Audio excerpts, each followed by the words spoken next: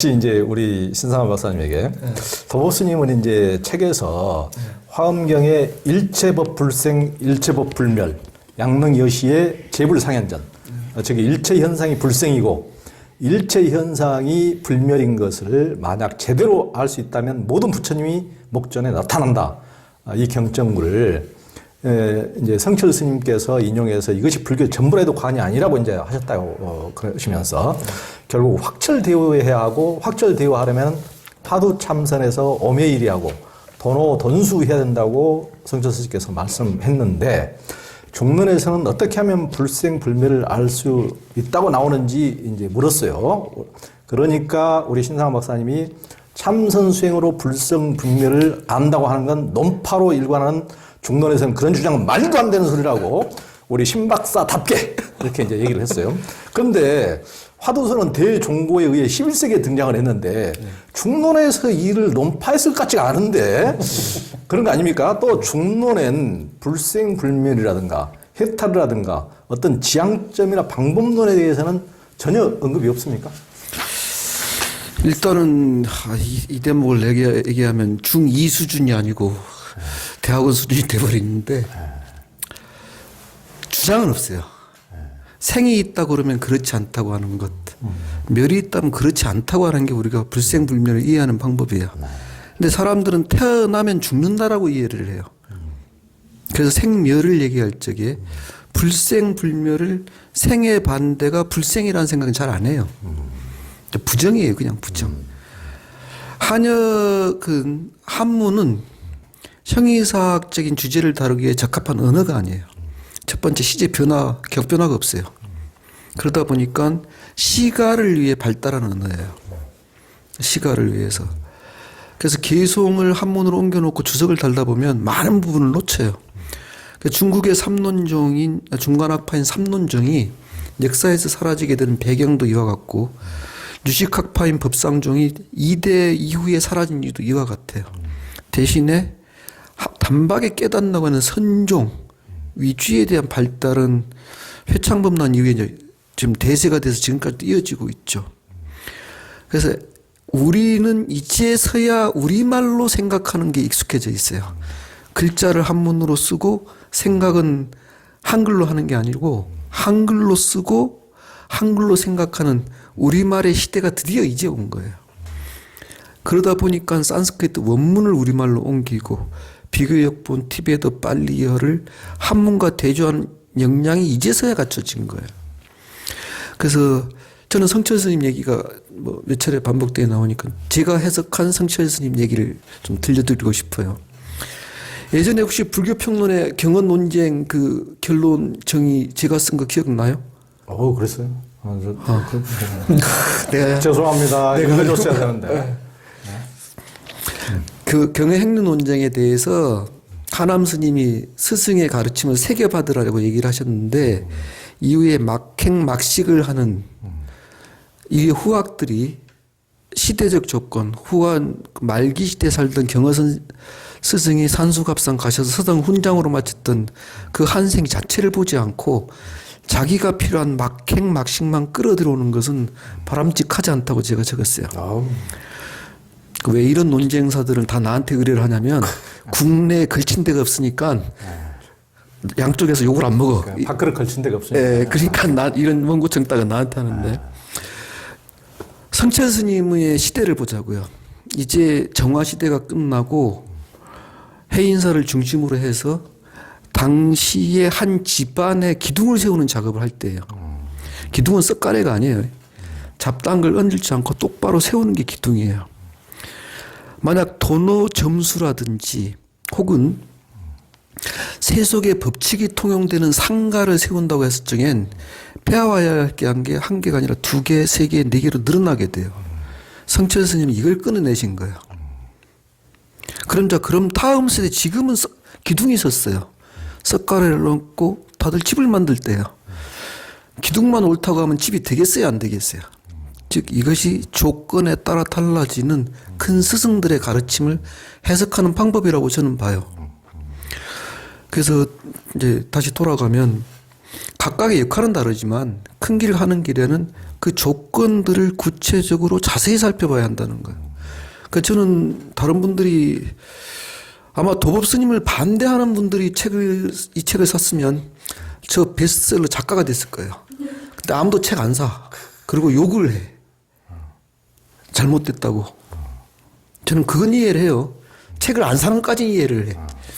근데 자기 자신의 내면을 살펴보지 않고 그 욕하는 자세, 그건 불교적이지 않다고 저는 생각을 해요. 뿌리와 줄기와 열매가 두루 다돼가는 것은 각기 살아온 이력과 그 조건 속을 좀 더 아까 얘기 드렸던 한 범주를 자세히 살펴볼 때 드러난다고. 알겠습니다. 뭔 질문인데 아니요, 이제 나는 그렇게 오래 가면 잊어버려. 어쨌든 얘기 들으면서 좀 생각을 좀 하게 된 것은 불교의 가장 원초적인 모습은 어쨌든 한마디로 요약된 게 고해 발심과 소멸이라고 이제 얘기가 이제 되는데 그 얘기를 더 구체적으로 생각을 해보면 결국은 2600년 전은 2600년 그 현장, 그 시대 그 현장의 고통의 문제. 그 현장의 삶의 문제인 거죠. 해결하고 싶은 해결해야 될 과제. 이런 걸. 그러니까 그것이 2600년 전에 만들어진 불교이든 2600년이 지난 오늘에 만들어진 불교이든 기본적으로는 지금 여기 직면한 문제가 왜 문제가 됐는지 그 원인과 조건은 뭔지 또 이 문제 해결하려면 또 어떻게 해야 되는 건지 결국은 여기에 대해서 답을 찾기 위해서 만들어지는 게 그 불교라고 봐요. 2600년이 만들어졌든 뭐 지금이 만들어졌든 따라서 나는 유식을 하든 중간을 하든 뭘 논리적 뭐 구사를 하든 뭘 하든 논리적으로 하든 뭘 하든 간에 그런 불교 공부들이 2600년 전에는 2600년 전에 직면한 문제에 대한 답 찾기에 불교였다면 비록 그 자료를 갖고 우리가 2600년 전에 만들어진 자료를 갖고 오늘날 우리가 공부를 한다 하더라도 역시 이 자료도 오늘의 문제에 대한 답이 되도록 해석하고 설명하는 이런 공부가 되어야 내가 볼 땐 여기에서 우리가 이것은 이런 것이구나 하고 우리가 붙잡아야 될 것이 명료해지고 비록 경전에 있다 하더라도 이것은 현실 문제로 연결시켜 봤을 때는 이걸 붙잡고서는 안 될 부분이라고 해서 정리할 수 있는 게 가능해진다고 봐요. 근데 우리는 그렇게 공부를 하지 않아요. 그러고는 뭘 하는가? 불교를 위한 불교 공부를 하고 있는 거예요. 난 이게 이제 내가 볼 적에는 불교의 현장성, 불교의 현장성 또는 불교의 본래 면목, 불교의 현장성을 잃게 되는 문제가 아닌가. 그것이 교리적으로 공부하든 무슨 선적으로 공부를 하든 간에 어떻게 하든 간에 어쨌든 직면한 문제에 대한 답이 되도록 뭔가 해보려고 하는 난 이렇게 교리 공부도 되어야 살아있는 불교 공부가 되지 않겠나 하는 좀 그런 생각을 좀 해요. 그러니까요.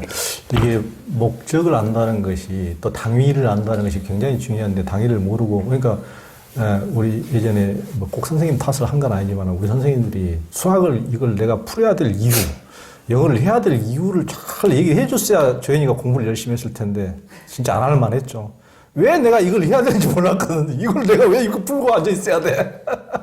그러니까 참 불교의 어떤 목적, 고해 소멸, 그리고 현실 문제의 해결 이런 것을 분명히 알고 공부를 하는 것과 모르고 막 그 공부를 위한 공부를 하는 것과는 우리가 고시 공부하는 것도 아니고 참 그런 분명히 알고 지향점을 알고 가는 게 굉장히 중요한 것 같습니다. 그리고 이제 인도 불교를 보다 보면 이제 궁금한 것이 하나가 우리 신상원 박사님이 이제 인도에서 공부를 많이 해오신 분이니까 박사까지 따고 교수까지 또 하셨던 거니까 이제 찬란했던 인도 불교는 이제 8, 9세기 들어서면서 이제 급격히 쇠퇴하고 사실상 역사의 뒤안길로 사라집니다. 모든 사람들이 이제 의문시되죠.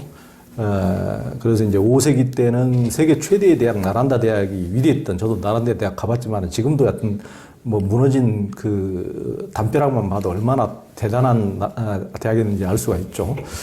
그 대학에서 이제 위대했던 무착과 세친, 적천 등 기라성 같은 인물들이 이제 있었고, 또 7세기 현장에 갔을 때까지만 해도 이제 그런 전통이 이어지고 있었다고 이제 현장에 다 기록하고 있는데, 불과 얼마 되지 않아서 그토록 위대했던 그 대학이 이제 불교가 쇠퇴해 버렸는데, 그때 이제 힌두교 불의 이론론 베단타학파의 비조로 알려진 쌍카라가 참 대단한 인물이에요. 예수님처럼 33살에 죽었더만요. 와. 그런데 그 쌍카라가 이제 죽기 전에 인도 천하를 다니면서 그것도 용수보살이 도장 깨기 한 것처럼 이분이 또 전 인도를 도장 깨기를 다니면서 전부 다 모든 인도의 전역의 각 종파 고성들, 불교 할 것 없이 다 고성들을 이제 그 베단타 학파로 개종을 시키는 것으로 이제 알려져 있는데, 그 쌍카라의 불의론은 중간 철학과 아주 유사해가지고 이제 그분을 힌두교의 가면을 쓴 불교도다 이렇게 지칭하기도 해요. 어쨌든 이제 가장 가까운 것에 의해서 불교에 어차피 이제 쇠퇴된 불교가 더 가속화돼 버렸는데, 한 방 크게 맞아 버렸는데, 그런데 왜 그때 불교의 중간학파는 그에 맞서서 대응하지 못했습니까? 저하고 스님하고 논쟁한 이 결과가 이 책이잖아요. 우리가 주먹을 안 쐈잖아요. 사람들은 논쟁한다고 하는 게 무엇을 위한다는 생각을 안 하고 논쟁한다는 것만 보려고 그래요. 정확히 얘기하면 10세기를 지나면서 인도의 두 사상 그룹인 힌두 육파 철학과 불교의 사종 교학의 차이가 없어져 버려요. 신행 생활에서도 차이가 없어져 버려요. 그럼 뭐가 불교고 뭐가 힌두교인지 몰라서, 제가 존경하는 그 라다크리시난 선생 같은 경우에는 우정 어린 경쟁의 결과 둘의 차이가 없어졌다고 매우 우호적으로 기술을 해요. 그러면 우리 부처님 제세시 이전부터 해가지고 약 1500년 이전과 1500년 이후에 무슨 일이 생겼는가를 전체를 다 살펴봐야 되는데, 조금 길게 해도 돼요? 네. 부처님을 마하리시라고 불러요. 위대한 선인, 한자로 대선인이라고 그러죠. 선인 리시는 뭐냐면 베다에 대한 주석서인 우파니샤드를 지은 사람을 리시 선인, 산스크리트 그 영화사 보면은 시인이라고도 옮겨져 있어요. 근데 주로 이제 우파니샤드에 대한 집필자들을 리시, 숲속의 명상 수행자들을 리시라고 다 부르는데, 부처님을 대선인이라고 부르는 것은 베다를 가장 빼어나게 해석하신 분이란 뜻이에요. 그러니까 인도인이란 뜻이에요. 우리가 힌두 그러잖아요. 근데 힌두란 말 뜻이 뭔 종교를 뜻하는 것이 아니고 인도 땅에 사는 사람들이 가진 종교란 뜻이에요. 지금 뭐 시바교, 비슈누교, 그리고 불교도 인도에 있는 힌두교의 일파예요. 애초부터. 힌두란 이름 자체가 대체점이 된 건 동물을 잡아 죽이면 동물 희생제를 지났던 브라만교가 지배하던 사회에 부처님과 육사외도라고 하는 베다를 새롭게 하신 분들이 등장해서 당시에 인도의 통일 천하를 이룰 적에 어떤 영향을 끼쳤는가요? 당시 동물 잡아 죽였다 그랬죠. 하늘에 제사 지낸다고. 불교에서 불살생, 자연학에서 불살상 얘기했잖아요. 그게 힌두교 안에 스며들어와요. 힌두교도들은, 제 산스크리트 선생님 같은 분은 양파를 안 먹어요. 그거 제가 김치 먹고 학교 수업 가잖아요. 이렇게 떨어져서 앉아. 이 입을 아무리 양치를 하고 가다가 그 허브 캔들을 먹고 딱 가도 모공에서 배어나오는 마늘 냄새를 맡으셔. 그래서 한국 사람들은 저기 젓갈이 들어가는 이상한 음식을 먹는다며 그렇게 물어보셨는데, 그렇게 철저하게 불살생의 교리를 지켜진 게 발달한 힌두교예요. 즉 생활 습관에서 불교화가 돼버린 거예요. 말씀하신 쌍카라는 사조가 불교도였어요. 그러니까 할아버지가.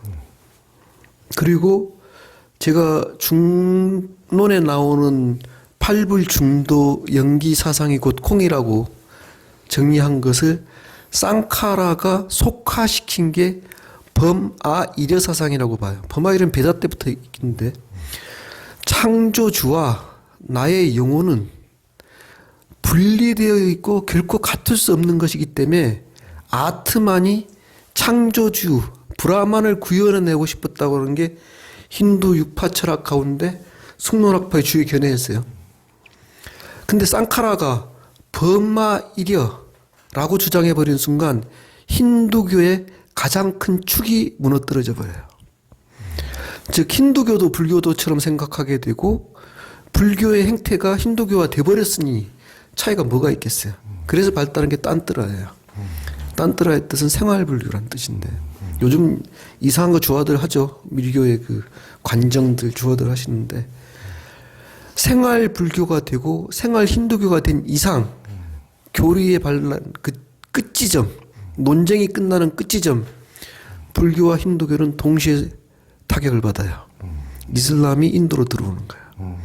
그래서 내인설 외인설이 둘이 겹쳤지만 교리상의 통일과 생활의 통일성 속에서 우리가 말씀하신 것처럼 인도에서 불교가 사라졌다. 이 이야기를 정리한 사람들이 18세기부터 인도에 온 영국인 학자들의 영향이에요. 지금도 우리는 그들이 정리한 것처럼 인도 사상서를 보고 불교를 인도에서 대하고 있어요.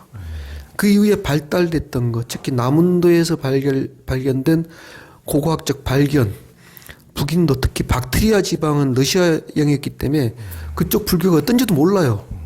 그래서 첫 단추가 잘 끼어야 돼요. 아직도 과거 옛날 얘기들을 하면서 불교는 이와 같다, 힌두교는 이와 같다고 얘기를 하는데 제가 아까맨키로 말씀드리자면 이 범주가 오는 시대는 확실히 바뀔 거예요. 그러면 우리가 알고 있었던 내용이 다른 각도에서 바라봐질 것이고 인도에서 불교가 사라진 것이 아니고 불교가 핵심 코어로 자리 잡게 됐다고 언젠가 얘기할 거예요. 멀지 않은 미래에. 예. 그러니까 뭐가 싸우는 먹잇감을 이슬람이 채갔구만. 와. 나는 뭔지는 잘 모르겠는데 하고 싶은 얘기가 생겼어 이제. 우리 불교사에서 놓고 보면 대표적으로 가깝게 우리가 접하는 책을 놓고 보면 육조단경이 한 예가 될 수 있겠네요. 육조는 어떤 선적으로 이제 불교를 한 사람이라고 할 수 있고 거기에 등장하는 뭐 강사이들 얘기를 많잖아요. 열반경 공부하고 뭐 하는 사람들. 근데 보면 다 이제 육조는 어떻게 보면 삶의 문제를 제대로 다뤄서 풀어가고 있다고 한다면 강산에 뭐 하는 사람들은 삶의 문제를 푸는 별 도움이 안 돼. 위로는 뭐가 있긴 있어도. 그러니까 와서 다 육조한테 승복하잖아요. 어때?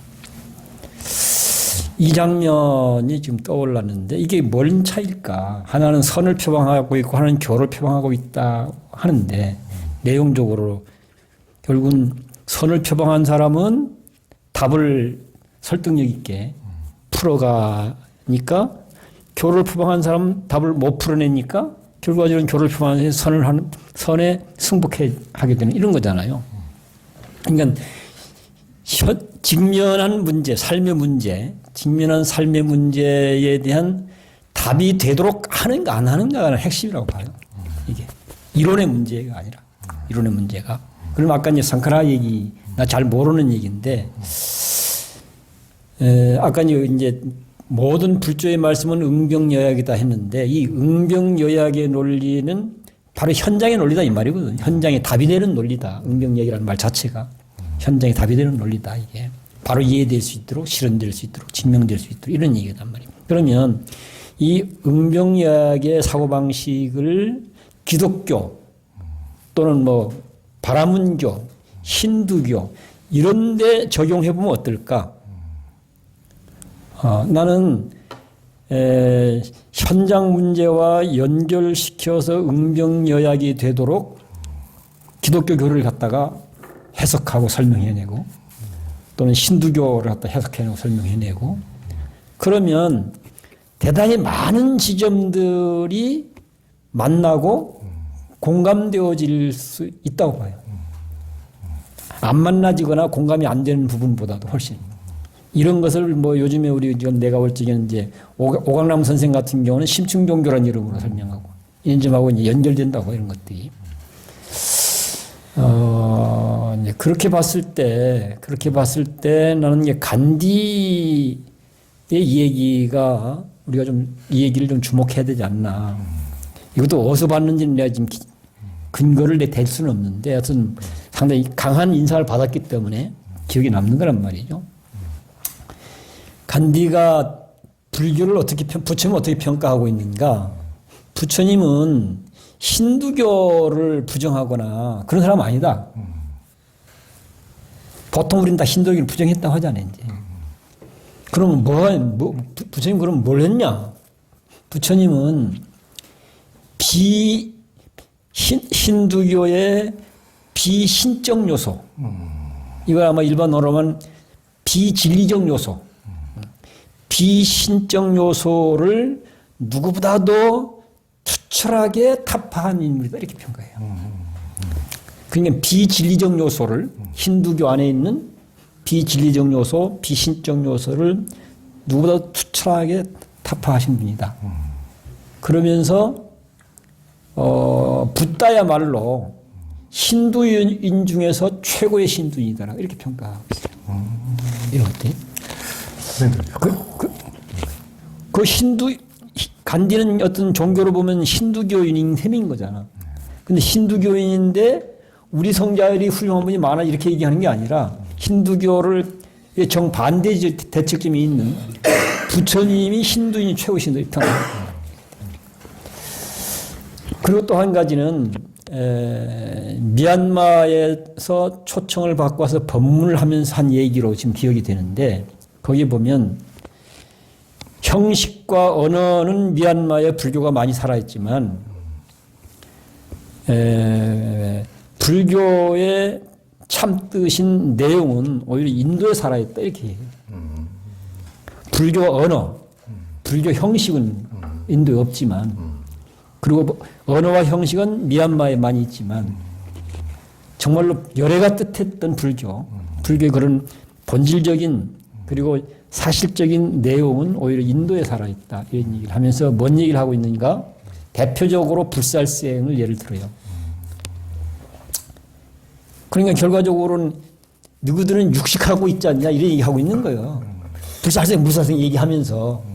그리고 이제 인도 얘기는 이건 거기서 말고 다른 데서 그 얘기를 해요. 다른 데서도. 무슨 얘기냐면 아임사 정신 소위. 아임사 정신이 역사가 한 민족의 역사가 되고 그 민족의 문화가 되고 체질이 된 나라는 인도다 이렇게 얘기해요. 아임사 정신이 역사가 되고 문화가 되고 체질이 되어 있는 나라다. 본인은 그때 당시에는 식민지에다가 또 가난한 나라에다가 문명이 지배하는 판인 거잖아요. 어디 가서 낯을 들 수 없는 창피한 상황이란 말이에요. 그럼에도 불구하고 내가 인도인이니 나는 자랑스럽다. 그 이유는 뭐냐? 아임사 정신이 역사가 되고 문화가 되고 체질화되어 있기 때문이다. 이것이 인도를 구원할 것이고 이것이 인류를 구원할 것이다. 그게 이제 비폭력 평화 행동으로 나타나는 거예요. 이런 것들이. 그래서 난 이 지점도 결과적으로는 결론은 무슨 얘기냐면 그것이 힌두가 됐든 기독교가 됐든 또는 중간이 됐든 유식이 됐든 뭐 선이 됐든 교가 됐든 직면한 현장에 답이 되도록 약이 되도록 진정한 현장에 약이 되도록 다루었을 때 남은 소위 말해서 역사 현장의 승자가 되는 거 아닌가. 나는 그렇게 보여요. 그게. 네, 그러니까 도 교수님이 지금 이제 간디 말씀하셨는데 간디가 간디인 이유는 그건 것 같아요. 그러니까 뭐 나는 옳고 너는 그러다. 불교는 옳고 이슬람 그리고 기독교는 그러다 그런 것이 아니고 그들의 최고의 장점을 우리 현실 문제를 해결하는데 그들다움으로써 더 아름답게 꼽히도록 이렇게 근데 이제 극우 힌두교는 예전에 이제 그 말이 진실인지는 모르겠는데, 하여튼 어찌됐든 간에 그 힌두에서 보통 이제 부처님을 비신의 순의 네 번째 화신이라고, 이제 그렇게 하죠. 내가 그 얘기 하려고 그러는데 먼저 해버리시네. 아니. 그러니까 이제 좀 관점은 다를 거예요. 하여튼 보통 그렇게 하는데, 그때 당시 이제 그게 진실인지는 하여튼 모르겠는데, 예전에 제가 20년 전에 저 인도 순례할 때, 제가 여기 이제 실상사에서 오랫동안 살았던 재현 스님 방에서 둘이 이제 한 보름을 같이 묵으면서 재현 스님이 이제 하시는 말씀이, 얘들이 나는 또 우리들은 한국 불자들은 그 인도에서도 부처님을 자기들이 제일 그 훌륭하다고 하는 신의 네 번째 화신이라고 하니까, 와, 부처님을 엄청나게 이 사람들이 높이 평가하고 이러네. 그러니까 재현 스님이 이 새끼들이 그런 게 아니고 말이야. 또 재현 스님 딱 그 말씀하시잖아요. 그런 게 아니고 말이야. 부처님이 그 무신론자, 신을 안 믿기 때문에 부처님을 따르는 사람들을 몽땅 한꺼번에 데리고 지옥으로 그냥 끌고 가기 위해서 비신의 4대 화신이라고 한 거다. 이게 완전히 그 정반대다. 존경해서 그런 게 아니고, 그걸 전부 다 청소하는, 이 세상의 무신론자들을 한꺼번에 청소하는 역사적 사명을 띠고 오신, 이제, 그렇게 한 거다.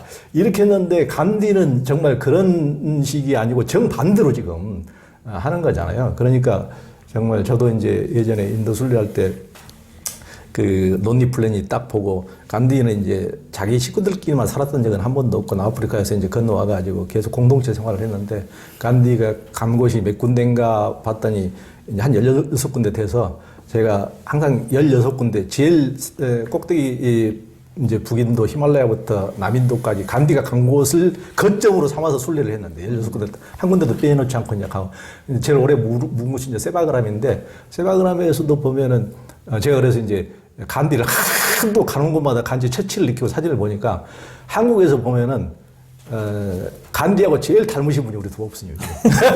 일단 생김새가 키도 작고, 이거 실상사.